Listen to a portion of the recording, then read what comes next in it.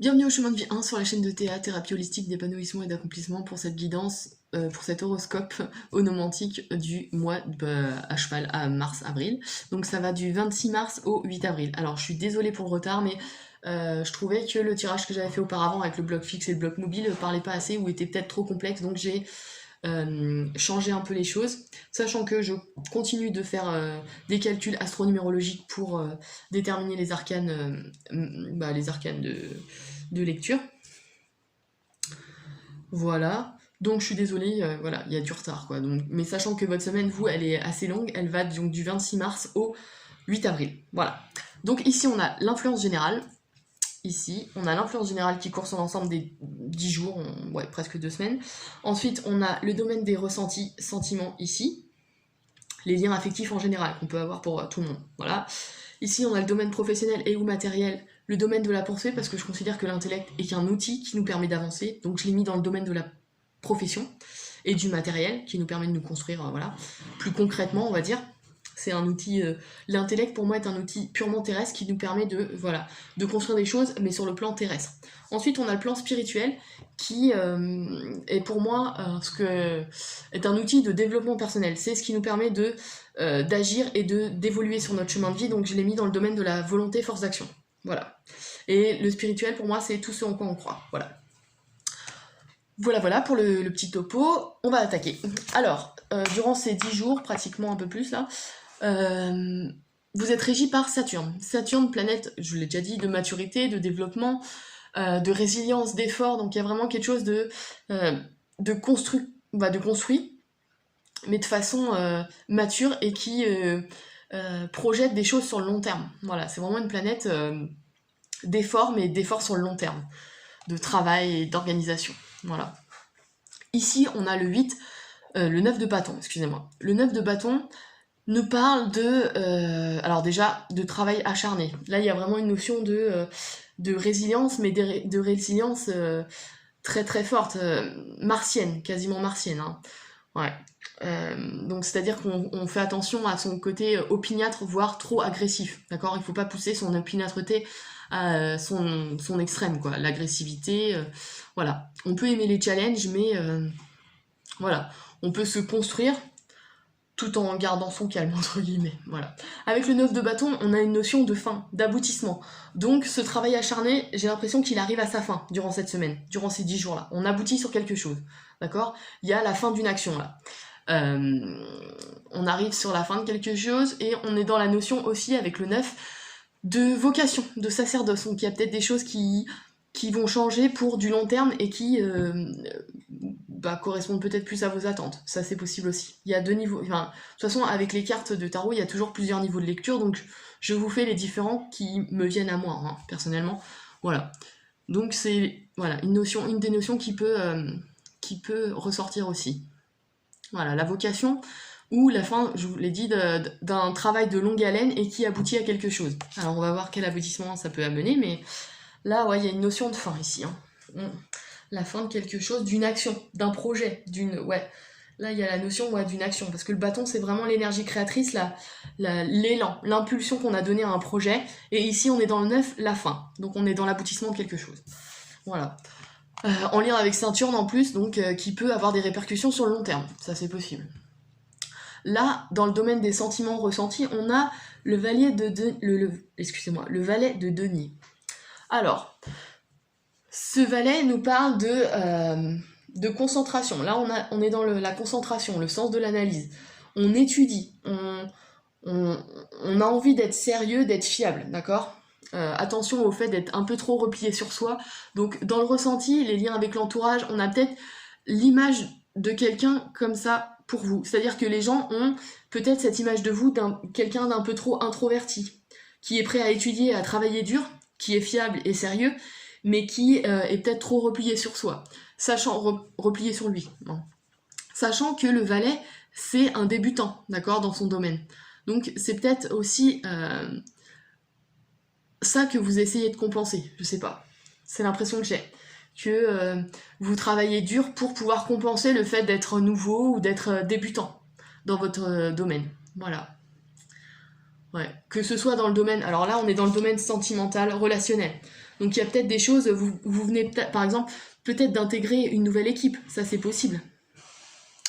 Une nouvelle équipe pour aider à finaliser un projet, par exemple. On peut aussi avoir le fait d'être dans une nouvelle relation amoureuse, par exemple, ou amicale, de rentrer dans un nouveau groupe d'amis et vous êtes le dernier arrivé, entre guillemets. Ça, c'est possible aussi. On a cette notion-là, ouais. Ouais. Ouais, et en même temps, ce personnage, il a cette notion de vouloir trouver, de se mettre au service d'un équilibre. Il recherche un équilibre dans quelque chose, d'accord? Donc soit c'est quelqu'un qui est dans votre entourage et qui vous permet de réfléchir à cet équilibre,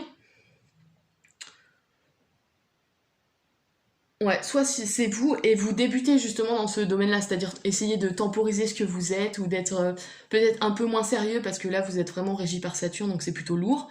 Donc peut-être qu'il y a une notion d'équilibre à trouver entre le sérieux et l'amusement, c'est possible aussi. Il y a ce niveau de lecture-là aussi. Sachant que dans le professionnel ici, on a, alors déjà, un des niveaux de lecture que j'ai avec le 7 de coupe, c'est des opportunités à foison. Alors, soit des opportunités réelles, soit des idées que vous avez et qui pourraient se transformer en opportunités. Ça, c'est possible aussi, mais à foison, c'est-à-dire qu'il y en a plein. Et donc, il faut savoir vers laquelle vous dirigez et construire quelque chose sur le long terme, grâce à Saturne. D'accord ? Là, on a une grosse notion de transformation. On parle toujours de travail vachement, excusez-moi, je parle pas très bien, de travail opiniâtre, vraiment très, comment dire, vous êtes têtu, vous voyez, vous avez une idée en tête et vous y allez, sachant que le 7 en numérologie, c'est vraiment la réflexion, l'analyse, poussée à l'extrême, c'est la solitude, donc si vous êtes du genre chercheur dans votre laboratoire, c'est sûr que là, vous allez continuer jusqu'à avoir des migraines à n'en plus finir. Ça, là, c'est vraiment ce qui peut se représenter là. Mais il y a aussi cette notion de réserve, et on peut aussi avoir une certaine réserve dans le domaine professionnel, c'est possible aussi. Une réflexion et une attente, comment dire, vous essayez d'être stratégique. Donc vous réfléchissez, vous prenez votre temps et vous voyez où ça pourrait vous mener. Ça c'est possible aussi. Voilà. Qu'est-ce que je pourrais dire d'autre avec le 7 ? Dans le professionnel, on a cette notion aussi d'originalité. Le 7 a une tendance plutôt, originale et marginale, voire même marginale, ouais. Et donc des idées qui peuvent sortir du cadre professionnel, mais qui peuvent aboutir sur quelque chose, donc ça c'est possible. Sachant qu'on est avec les couples, donc c'est vraiment l'intérêt qu'on peut porter à ces idées, d'accord ? À ces idées où... oui, bah de toute façon c'est dans le domaine professionnel, donc voilà, de la pensée. Donc là, il y a vraiment beaucoup d'idées et de créativité. Maintenant, il faut savoir faire le tri et pouvoir agir en conséquence, ouais. Sachant que dans le domaine justement de l'action, volonté, force d'action, spirituelle aussi, on a le 7, encore un 7, toujours de la réflexion. Donc là, vous allez beaucoup réfléchir, hein. Mais surtout, c'est... Ouais, aérez-vous l'esprit. Donc là, je pense que cette personne dans votre entourage va vous aider à lâcher du lest. Parce que de ce que je vois là, il y a beaucoup de 7. Donc on est vraiment... sachant que le 9, je vous l'ai dit, c'est la vocation. Parce que là, il y a quelque chose qui me vient là.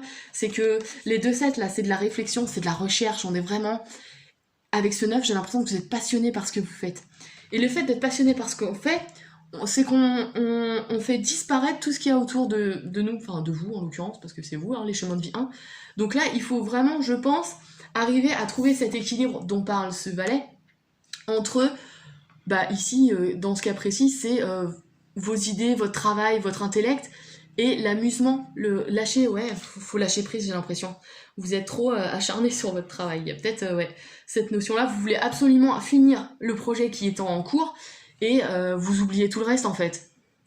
Donc il y a peut-être quelqu'un qui va vous aider là-dessus, durant cette période-là. Mais je pense qu'il faut vous aérer l'esprit, parce que le 7 de denier, là, il nous parle de, pareil, de réflexion, d'analyse, et de,